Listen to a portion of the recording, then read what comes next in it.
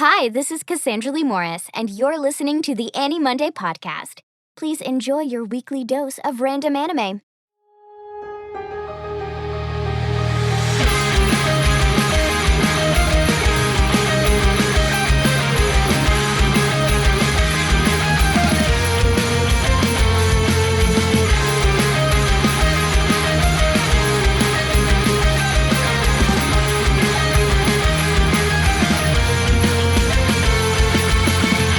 Ho, ho, ho! Okay. Merry Christmas! Merry Christmas! Welcome to our second year of the AniMonday podcast Christmas special. Woo! We're going to kind of do the same thing that we did last year, which is we go through all of the shows that we were forced to watch this year, and we look through the episode lists and see if they have a Christmas episode. And if so, we skip ahead to it and we watch it, and we're going to talk about it. Yep. So we went through the whole list of shows that we watched this year, and we found 3 that have official Christmas episodes. Yep. And we also discovered that Card Fight Vanguard, being some 400 episodes or something, also has at least one, but not even remotely related to the season that we watched. Yeah. There were whole different characters. We were very confused. Yeah, so we skipped that one, and the shows that we ended up watching were Hinako Note, Tribe Cool Crew, and Ninja Nonsense. Which is kind of surprising for how many episodes we've done this year, that there were so few Christmas episodes. You know, we had at least like 20 episodes this year, and to find 3. But I guess like the trend that we're seeing based on this year and previous year is that there's a kind of specific sort of anime series that has Christmas episodes dedicated to them. Yeah, unlike kind of our American media obsession with Christmas, the Japanese culture around Christmas tends to be very romantic in nature. So we've tended to find that shows that are predominantly about romance or maybe about like that high school kind of feeling, that tends to be the shows that have Christmas episodes. I'm also thinking that there seem to be quite a few anime films that are based at the time of Christmas or are vaguely Christmas themed. Even thinking of, they're re-releasing Tokyo Godfathers right now. Yeah. Which is kind of Christmas themed. Things like Wolf Children happen at Christmas. But these Christmas episodes were just kind of like these are fun shows about these kids that hang out, and they're going to do Christmas stuff now. So do you want to talk about the first one that we watched, Hinako Note? Sure. A quick refresher on Hinako Note. This was a show about a girl who moves from the countryside into the big city, and she has this dream of becoming an actress, and she ends up living at like this cafe / bed and breakfast kind of place where she hangs out with a bunch of her new high school friends, and she has this strange quirk where anytime she has to interact with human beings, she turns into a scarecrow. And a lot of this show is about like the drama troupe that they start and the plays that they put on for their local town and their school and stuff like that. And it's mostly about this group of girls bonding together and having friendships and the relationships that they have between each other. This is not a very long show. It's a total of 12 episodes. And so we watched a good third of the show. And what I enjoyed about this Christmas episode is that at the very end of it, because this is one of the last episodes of the whole show, the main character, Hinako, starts like a flashback montage of everything that happened in the entire series. So we didn't actually miss anything. She's like, oh, remember when we put on that play and all of these things, and when I did this and we learned this together and we became closer friends. Yep. This episode in particular wasn't just centered on Christmas. It was sort of over their winter break, so it encompassed both the Christmas holiday and New Year's. New Year's probably being the bigger holiday that they celebrate in Japan. But a good chunk of this episode is focused on this Christmas skit that the girls are going to put on at the cafe. And it's pretty amusing because they just take every Christmassy thing and throw it all into one play.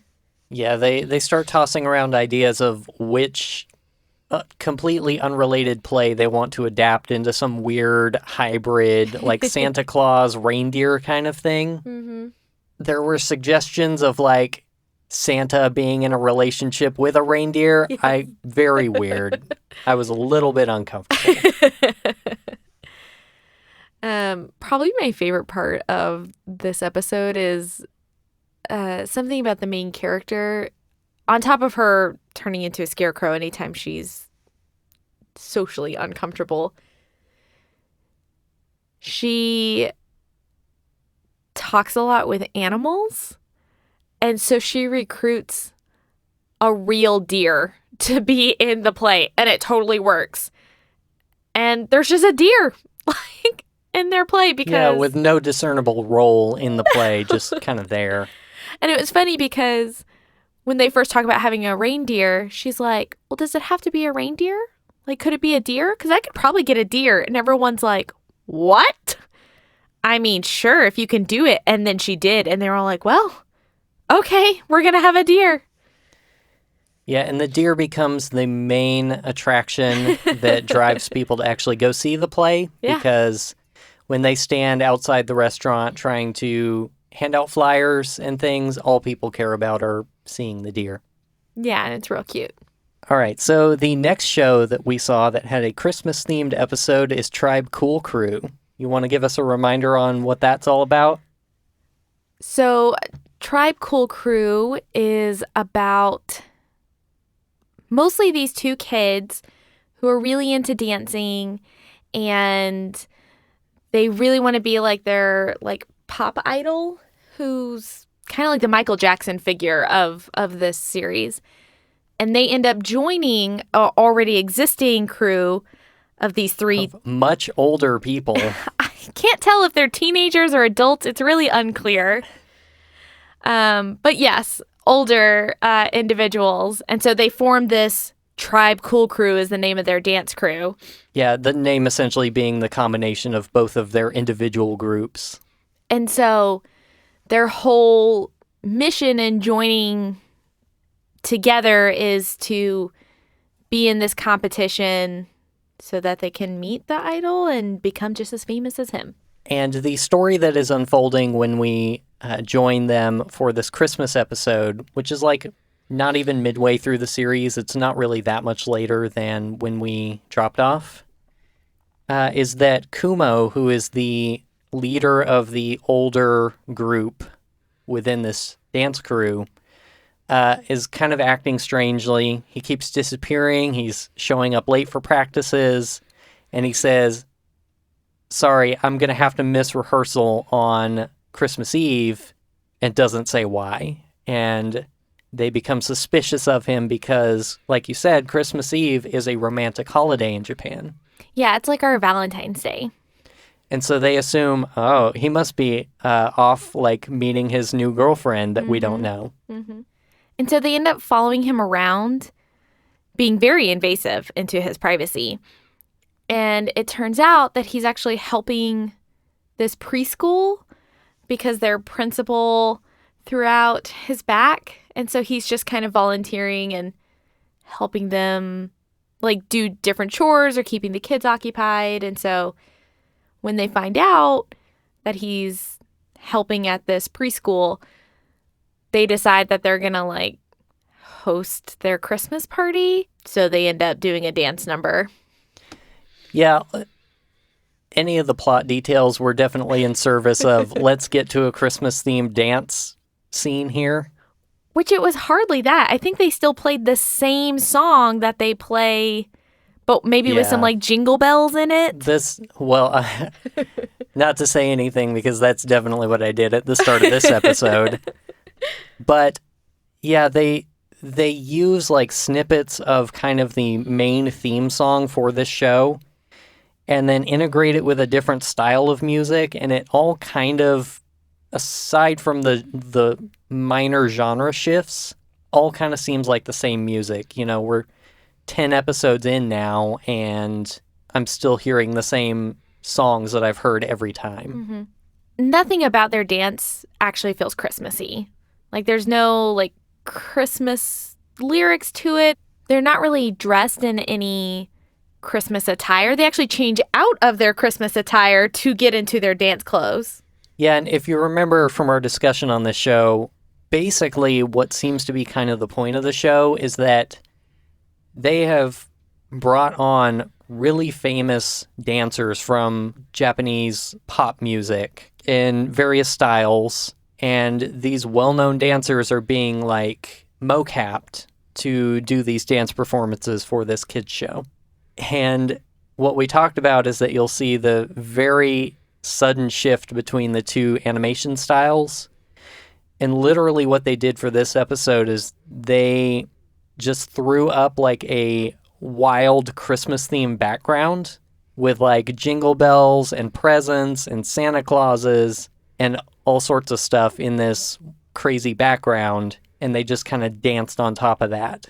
This to me has the sort of Die Hard effect where it's an episode taking place at Christmas time and not so much about the idea of Christmas. It doesn't really talk about Christmas. Any of the plot that's going on doesn't really have anything to do with Christmas.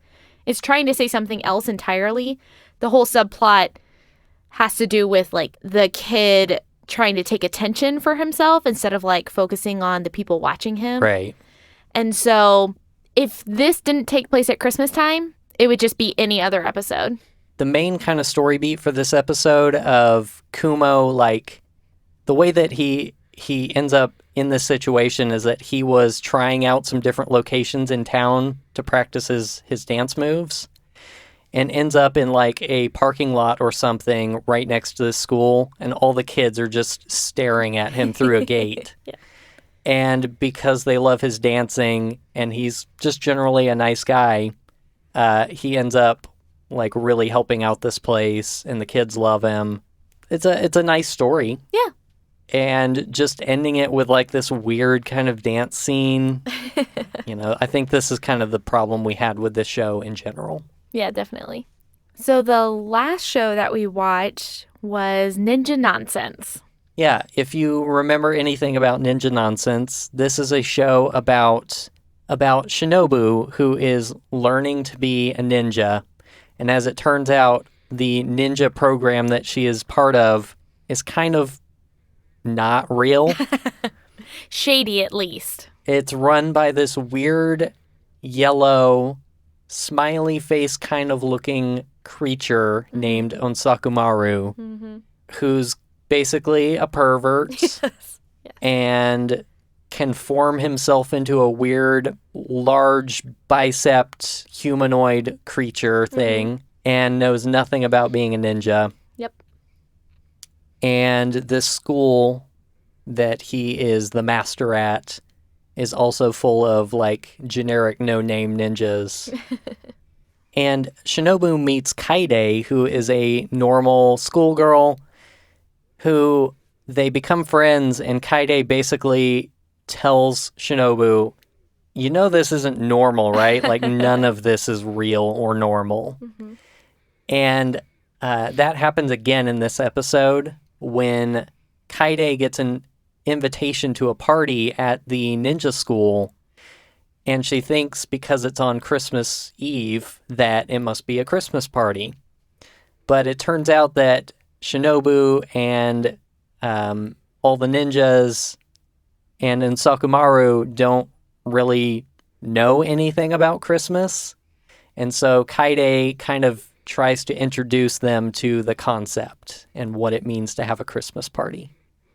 Yeah, and for the most part, it's kind of this heartwarming kind of moment of them trying to understand what she's saying. And then Onsakumaru really looks at the materialistic part of Christmas and tries to do that. And everyone else starts to understand what the real meaning of Christmas is. And it's just kind of this like, oh, we had this nice bonding moment. We got to share presents and talk about how much we like each other. Isn't that nice?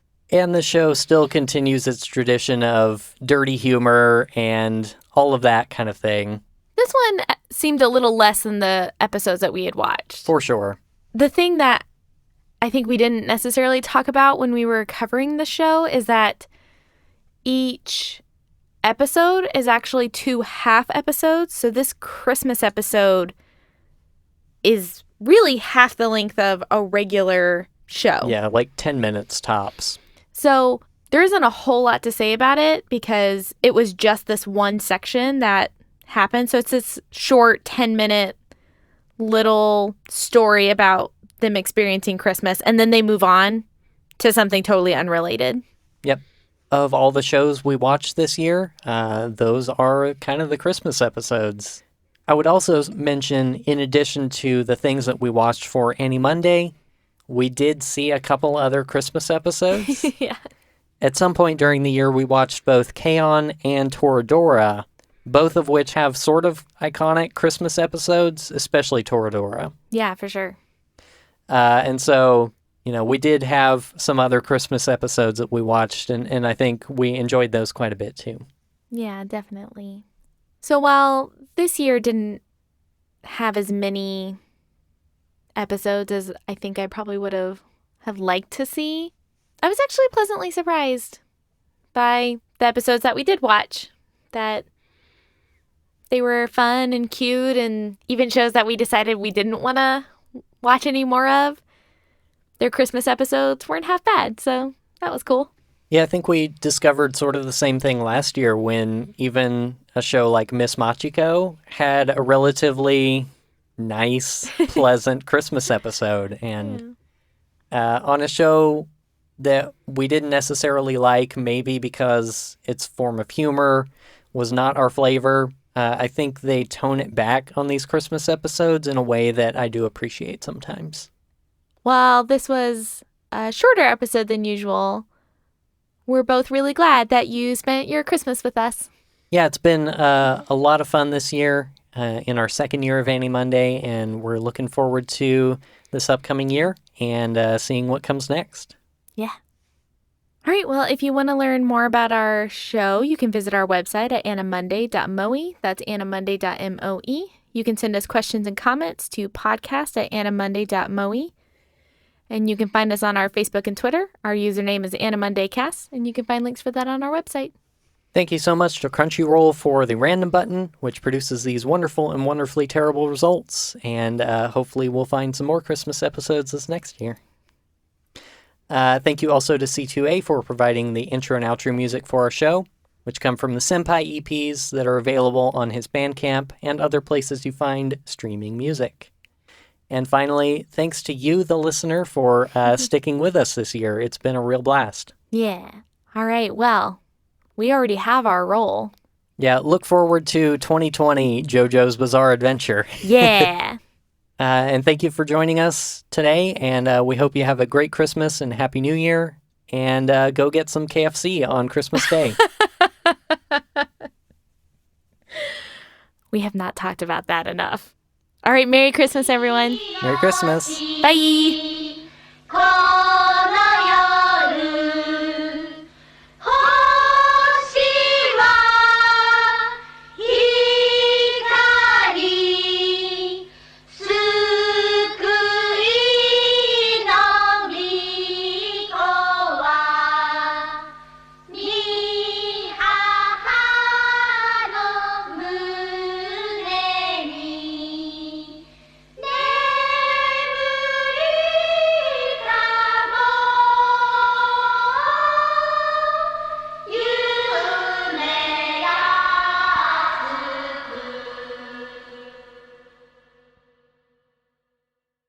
The one thing about not having any notes is that I will not know any of the characters' names.